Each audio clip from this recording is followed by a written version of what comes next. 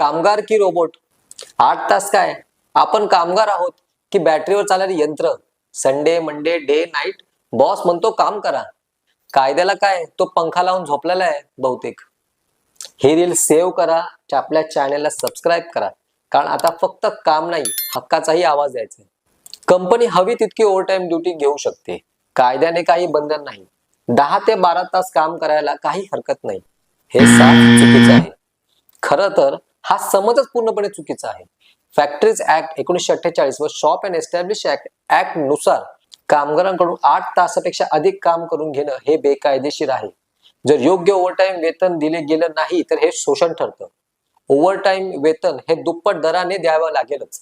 कामगार हा मशीन नाही, त्याचेही हक्क आहेत.